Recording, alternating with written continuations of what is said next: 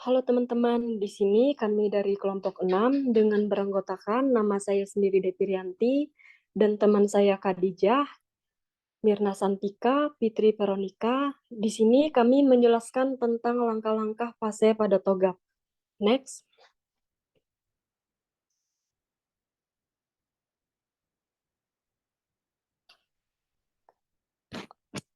Di sini elemen kunci dari TOGAP adalah arsitektur development method ADM yang memberikan gambaran spesifik untuk proses pengembangan arsitektur enterprise list 2006. ADM adalah fitur penting yang memungkinkan perusahaan mendefinisikan kebutuhan bisnis dan membangun arsitektur spesifik untuk memenuhi kebutuhan itu. ADM terdiri dari tahapan-tahapan yang dibutuhkan dalam membangun arsitektur enterprise. Tahapan-tahapan ADM diperlihatkan pada gambar di bawah ini. Bisa dilihat gambarnya.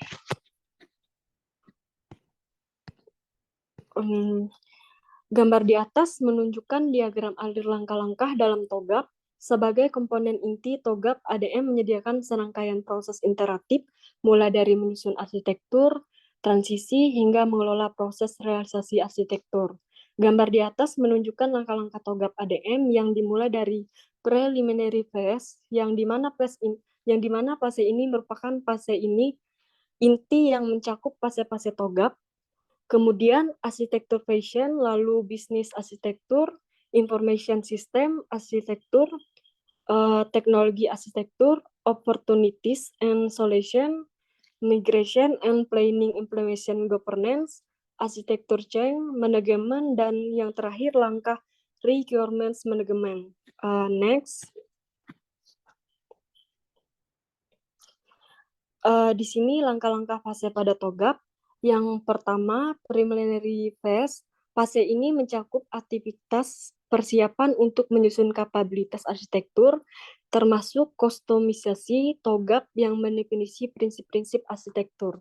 Tujuan fase ini adalah untuk meyakinkan setiap orang yang terlibat di dalamnya bahwa pendekatan ini untuk menyukseskan proses arsitektur pada fase ini harus memspesifikasikan what, why, when, dan where dari arsitektur itu sendiri. Poin yang pertama, what adalah ruang lingkup dari usaha. Yang kedua, wow adalah siapa yang akan memodelkan siapa orang yang akan bertanggung jawab untuk mengerjakan arsitektur tersebut, di mana mereka akan dialokasikan dan bagaimana peranan mereka. Poin yang ketiga, how adalah bagaimana mengembangkan arsitektur enterprise, menentukan framework dan metode apa yang akan digunakan untuk menangkap informasi. Poin yang keempat, when adalah kapan tanggal penyelesaian arsitektur. Yang terakhir, why adalah mengapa arsitektur ini dibangun. Hal ini berhubungan dengan tujuan organisasi, yaitu bagaimana arsitektur dapat memenuhi tujuan organisasi. Bisa dilanjutkan oleh teman saya, Mirna Santika. Baik, saya lanjutkan. Phase A, arsitektur vision. Fase ini merupakan fase inisiasi dari siklus pengembangan arsitektur yang mencakup definisi ruang lingkup, identifikasi stakeholder, penyusunan visi arsitektur, dan pengajuan persetujuan untuk memulai pengembangan arsitektur. Beberapa tujuan dari fase ini adalah: yang pertama, menjamin evolusi dari siklus pengembangan arsitektur mendapat pengakuan dan dukungan dari manajemen enterprise. Yang kedua, mensahkan prinsip bisnis, tujuan bisnis, dan pergerakan strategi bisnis organisasi. Yang ketiga, mendefinisikan ruang lingkup dan melakukan identifikasi dan memprioritaskan komponen dari arsitektur saat ini. Keempat, mendefinisikan kebutuhan bisnis yang akan dicapai dalam usaha arsitektur ini dan batasannya. Yang terakhir, menghasilkan visi arsitektur yang menunjukkan respon terhadap kebutuhan dan batasannya. Next. Beberapa Beberapa langkah yang dilakukan pada fase ini adalah yang pertama, menentukan atau menetapkan proyek. Yang kedua, mengidentifikasikan tujuan dan menggerakkan bisnis. Jika hal ini sudah didefinisikan, pastikan definisi ini masih sesuai dan lakukan klarifikasi terhadap bagian yang belum jelas. Yang ketiga, meninjau prinsip arsitektur termasuk prinsip bisnis. Meninjau ini berdasarkan arsitektur saat ini yang akan dikembangkan. Jika hal ini sudah didefinisikan, pastikan definisi ini masih sesuai dan lakukan klarifikasi terhadap bagian yang belum jelas. Yang keempat, mendefinisikan apa yang ada di dalam dan di luar ruang lingkup usaha saat ini. Yang kelima, mendefinisikan batasan-batasan seperti waktu, jadwal, sumber daya, dan dan sebagainya. Yang keenam, mengidentifikasikan stakeholder, membutuhkan bisnis dan visi arsitektur. Terakhir, mengembangkan statement of architecture work. Next. Yang ketiga, phase B, bisnis arsitektur. Fase ini mencakup pengembangan arsitektur bisnis untuk mendukung visi arsitektur yang telah disepakati. Pada tahap ini, tools dan metode umum untuk memodelan seperti integration, definition, EID, dan Unified Modeling like UML bisa digunakan untuk membangun model yang diperlukan. Beberapa tujuan dari fase ini adalah menguraikan deskripsi arsitektur bisnis dasar, mengembangkan arsitektur bisnis tujuan, menguraikan strategi produk atau service dan aspek geografis, informasi, fungsional, dan organisasi dari lingkup bisnis yang berdasarkan pada prinsip bisnis, tujuan bisnis dan pergerakan strategi, mengenali gap antara arsitektur saat ini dan tujuan, kemudian memiliki titik pandang yang relevan yang memungkinkan arsitektur mendemokan bagaimana maksud stakeholder dapat dicapai dalam arsitektur bisnis. Memiliki tools dan teknik relevan yang akan digunakan dalam sudut pandang yang dipilih. Beberapa langkah yang dilakukan di fase ini adalah mengembangkan deskripsi arsitektur bisnis saat ini untuk mendukung arsitektur bisnis target, mengidentifikasi reversal model, sudut pandang dan tools, kemudian melengkapi arsitektur bisnis, dan yang terakhir melakukan gap analisis dan membuat laporan. Bisa dilanjutkan oleh teman saya, Khadijah. Fase C, Information System Arsitektur. Pada tahapan ini lebih menekankan pada aktivitas bagaimana arsitektur sistem informasi dikembangkan. Pendefinisian arsitektur sistem informasi dalam tahapan ini meliputi arsitektur data dan arsitektur aplikasi yang akan digunakan oleh organisasi. Arsitektur data lebih memfokuskan pada bagaimana data digunakan untuk kebutuhan fungsi bisnis, proses, dan layanan. Teknik yang digunakan yaitu IRD, kelas diagram, dan objek diagram.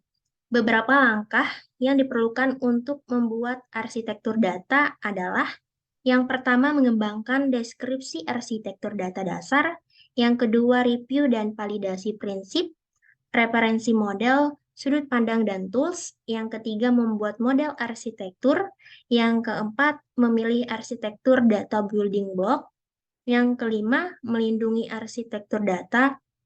Dan yang terakhir, melakukan gap analisis arsitektur data saat ini dengan arsitektur data target dan membuat laporan.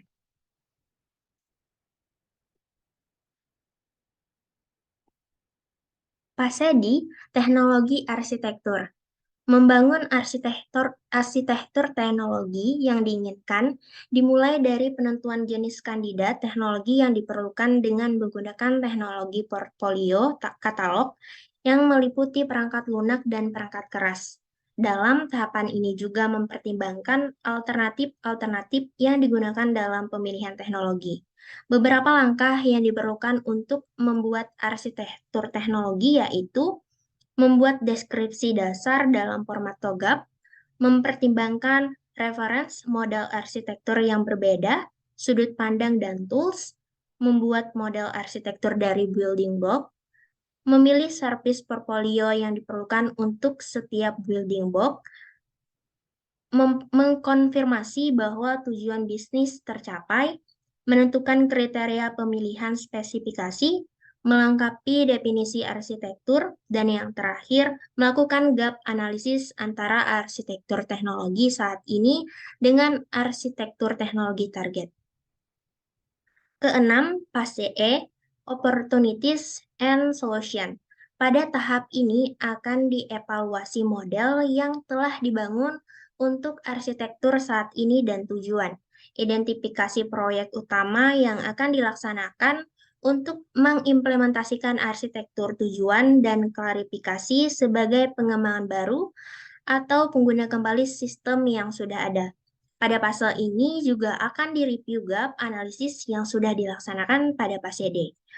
Tujuan dari fase ini adalah yang pertama, mengevaluasi dan memilih pilihan implementasi yang diidentifikasikan dalam pengembangan arsitektur target yang bervariasi.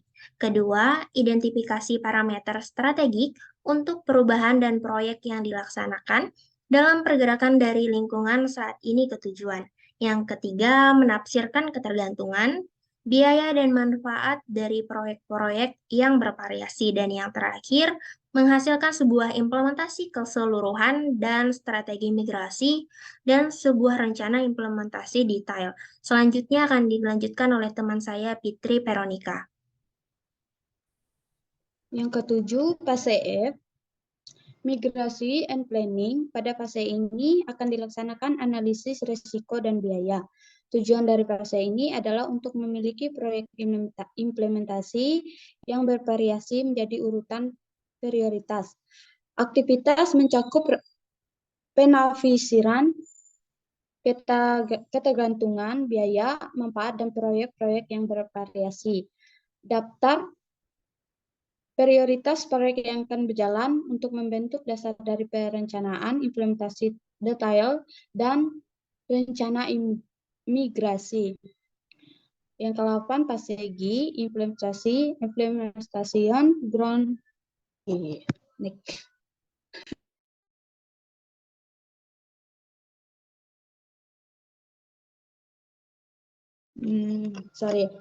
Kemudian fase ini mencakup pengawasan terhadap implementasi struktur. Tujuan dari fase ini adalah satu, untuk merumuskan rekomendasi dari tiap-tiap proyek implementasi. Yang kedua, membangun kontrak arsitektur dan untuk menerima proyek deployment dan implementasi secara keseluruhan. Yang ketiga, melaksanakan fungsi pengawasan secara tepat selagi sistem sedang diimplementasikan dari deploy. Yang keempat, menjamin kecocokan dengan arsitektur yang didefinisikan oleh proyek implementasi dan proyek lain. Next.